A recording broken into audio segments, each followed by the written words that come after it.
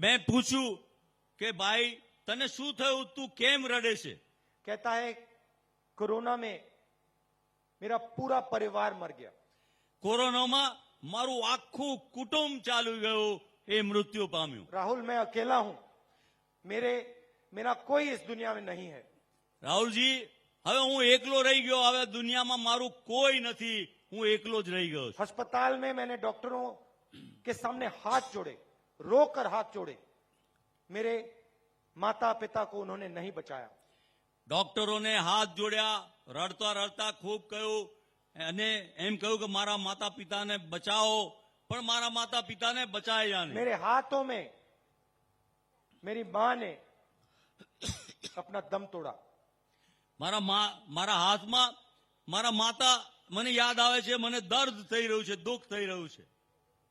राहुल मैं बेरोजगार हूं, હું બેરોજગાર છું, मुझे कोई रास्ता नहीं दिख रहा है। મને કોઈ રસ્તો નથી દેખાતો, હવે શું કરું? ये युवा अकेला नहीं है भाई और बहनों, ऐसे लाखों युवा हिंदुस्तान में हैं। અને આ એકલો નહીં, એવા લાખો યુવાનો આજે હિન્દુસ્તાનમાં છે। आदिवासियों से बात करो तो कहते हैं हमारी जमीन छीनी जा रही है। આદિવાસીઓએ વાત કરી તો આદિવાસીઓ કહે છે કે અમારી જમીન લઈ લેવામાં આવે છે, અમારી પાસેથી છીનવી લેવામાં આવે છે। बिना हमसे पूछे हमें हटा दिया जाता है और किसी इंडस्ट्रियलिस्ट को, किसी अरबपति को हमारी जमीन दे दी जाती है। અમને પૂછ્યા કર્યા વગર, કયા વગર અમારી જમીન લઈ અને ઉદ્યોગપતિઓને આપી દેવામાં આવે છે, એનો કબજો આપી દેવામાં આવે कोई છે। मुआवजा, कोई कॉम्पेंसेशन नहीं मिलता, हमें परे कर दिया जाता है અમને और हमारी जमीन, हमारी मां उद्योगपतियों के हवाले कर दी जाती है। અમારો કબજો લઈ અમને કોઈ મુઆવજો, કોઈ કોમ્પન્સેશન કશું જ આપવામાં આવતું નથી અને એ જમીન લઈ અને પેલા ઉદ્યોગપતિઓમાં અને આપી દેવામાં આવે છે, અમને બેદખલ કરી દેવામાં આવે છે। और यहां भी वही काम हो रहा है। અને અહીંયા પણ એ જ પ્રકારની વૃત્તિ આ સરકારની ભારતીય इसलिए जनता आपने अनंत के लिए ऐसी ताली बजाई, એટલા માટે જ આપે આનંદભાઈ માટે આટલી બધી તાળીઓ વગાડી क्योंकि ये आपकी जमीन के हक के लिए लड़ रहा है। અને એટલા માટે કે આપના અધિકાર માટે, જમીન માટે આ આગેવાન લડી રહ્યા છે, आपके भविष्य के लिए लड़ रहा है। આપના ભવિષ્ય માટે લડી રહ્યા છે। इसने कहा कि हम लड़ेंगे, એમણે કહ્યું કે આપણે લડીશું इसको कहना चाहिए हम जीतेंगे। અને આપણે જવાબ આપવો જોઈએ કે હમ જીતેંગે, આપણે જીતીશું, આપણે લડીશું, આપણે જીતીશું। आदिवासियों के साथ मेरे परिवार का बहुत गहरा रिश्ता है। આદિવાસી સમાજ સાથે બહુ પુરાનો પારિવારિક, દાદા, પિતા, માતા બધાનો બહુ જૂનો લાગણીનો સંબંધ છે। मैं आपको एक कहानी बताना चाहता हूं। આપને એક સરસ વાત યાદ કરાવીને આપને કહેવા માંગુ છું। मैं छोटा सा लड़का था, 6-7 साल का। दादी ने मुझे, इंदिरा जी ने मुझे एक किताब दी। હું નાનકડો હતો, 6-7 વર્ષનો। મારા દાદી इंदिरामा એમણે મને એક ચોપડી આપી એમ, मुझे सबसे अच्छी लगती थी। અને મને સૌથી વધારે ગમતી હતી એ ચોપડી, એ વાર્તા। उसमें फोटो की किताब थी। हिंदी में आप हिंदी में बोलेंगे चलेगा? चलेगा? आपकी हिंदी समझते हो? ठीक है, तो नहीं करना चाहते? ठीक। तो उन्होंने मुझे एक किताब दी, इतनी बड़ी थी, फोटो की किताब थी। 6 साल का बच्चा था, मुझे आदिवासियों के बारे में इतना मालूम नहीं था। किताब का नाम था तेंदु, एक आदिवासी बच्चा, और उसमें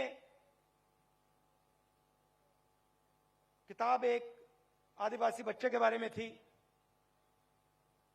और सारे के सारे चित्र, सारे के सारे फोटो जंगल के बारे में, उस बच्चे के बारे में, उसके जीने के तरीके के बारे में थे। और मैं दादी के साथ ये किताब पढ़ता था। दादी मुझे समझाती थी, फोटो दिखाती थी। एक दिन मैंने दादी से पूछा, दादी ये जो किताब है ये मुझे सबसे अच्छी लगती है। आपको इस किताब के बारे में क्या लगता है? तो दादी कहती हैं कि राहुल, ये जो किताब है ये हमारे आदिवासियों के बारे में किताब है। ये हिंदुस्तान के पहले और असली मालिक हैं।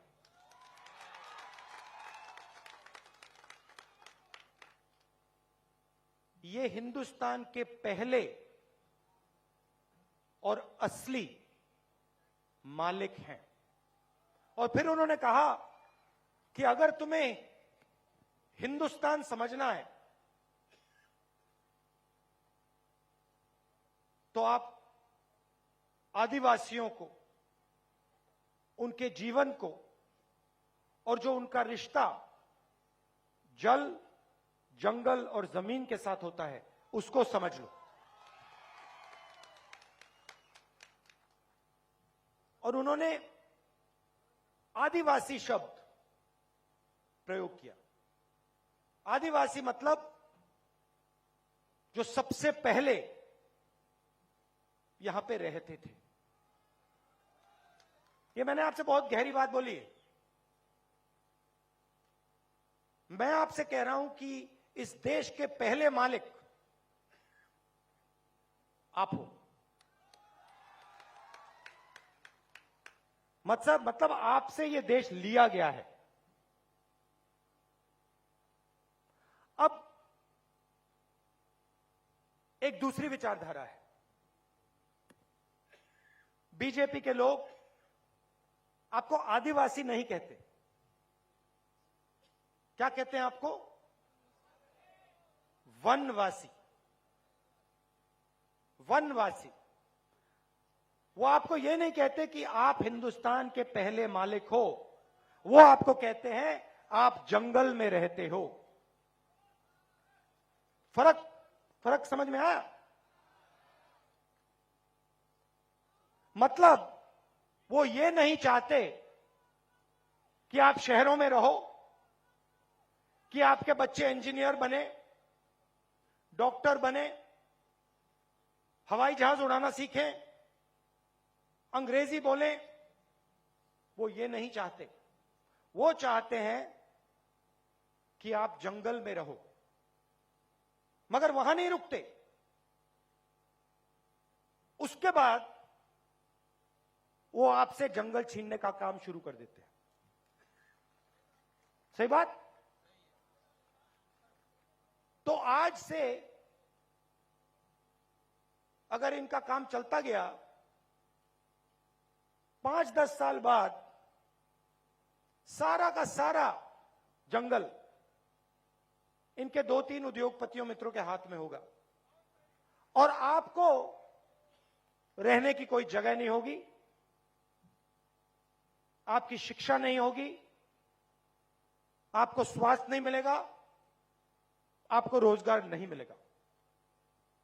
आदिवासी शब्द का मतलब यह देश आपका था और इस देश में आपको हक मिलने चाहिए, आपको रोजगार मिलना चाहिए, आपको स्वास्थ्य और शिक्षा, आपके बच्चों को स्वास्थ्य और शिक्षा मिलनी चाहिए। वनवासी का मतलब जो भी आपका है वो 2-3 उद्योगपतियों के हवाले कर दिया जाए, आपको कोई हक ना मिले, आपको शिक्षा स्वास्थ्य ना मिले, आपके बच्चों को रोजगार ना मिले। ये 2 अलग अलग दृष्टिकोण है। इन शब्दों का यह मतलब है। आप वनवासी नहीं हो, आप आदिवासी हो और यह देश आपका है, था और रहेगा। और इस देश में आपकी जमीन की रक्षा होगी, आपको शिक्षा मिलेगी, स्वास्थ्य मिलेगा और आपके बच्चों को, युवाओं को रोजगार मिलेगा। हम पैसा कानून लाए, पूरे देश में जमीन अधिकार बिल लाए, फॉरेस्ट राइट एक्ट लाए, आपकी रक्षा करने के लिए। जो आपका जल है, आपकी जमीन है, आपका जंगल है, वो आपको वापस देने के लिए क्रांतिकारी कानून थे। मगर बीजेपी की सरकार ने इन कानूनों को लागू नहीं किया, कहीं भी नहीं किया। जहां भी इनकी सरकार है, इन कानूनों को ये कमजोर करते हैं, लागू नहीं करते हैं। ये फर्क है हम में और उनमें। हमने आपको मनरेगा दिया, रोजगार दिया, स्कॉलरशिप्स दी, बच्चों को जमीन का अधिकार दिया। ये आपको नहीं देते, ये सिर्फ आपकी जमीन आपसे छीनते हैं। आपके सामने निर्णय है। एक तरफ कांग्रेस है, आदिवासी, दूसरी तरफ बीजेपी है, वनवासी। एक तरफ आपकी जमीन, आपके हक, शिक्षा, स्वास्थ्य, रोजगार, दूसरी तरफ दुख और आपके सारे के सारे सपने अधूरे।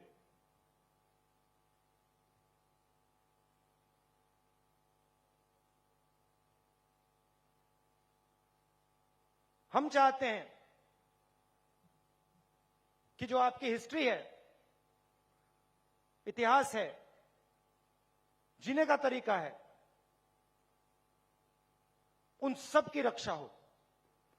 आजकल दुनिया में लोग एनवायरनमेंट की बात करते हैं, बड़े बड़े कॉन्फ्रेंस होते हैं, पूरी दुनिया के नेता मिलते हैं, एनवायरनमेंट की बात होती है। एनवायरनमेंट के बारे में हमारे आदिवासी भाइयों को इन सब नेताओं से ज्यादा मालूम है।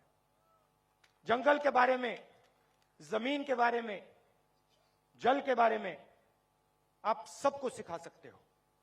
और हमारा काम, सरकारों का काम, नेताओं का काम, आपकी आवाज सुनने का काम है। जैसे हम भारत जोड़ो यात्रा में कर रहे हैं, हवाई जहाज में नहीं, हेलीकॉप्टर में नहीं, सड़कों पे चलकर, पैर पे छाले लगवाकर आपकी बात सुनने का हमारा काम है। आप सब यहां दूर दूर से आए, इतनी गर्मी में आए, मैं दिल से आपका धन्यवाद करना चाहता हूं। आप इतनी मोहब्बत देते हो, इतना प्यार देते हो, इसके लिए बहुत बहुत धन्यवाद। नमस्कार, जय हिंद। नमस्कार, मैं हूं मानक गुप्ता। अगर आपको हमारा ये वीडियो पसंद आया हो तो इसे लाइक और शेयर जरूर करें। और हां, हमें सब्सक्राइब और फॉलो करना ना भूलें, ताकि आप देश और दुनिया की कोई खबर मिस ना करें। तो जुड़े रहिए हमारे साथ और देखते रहिए न्यूज़ 24।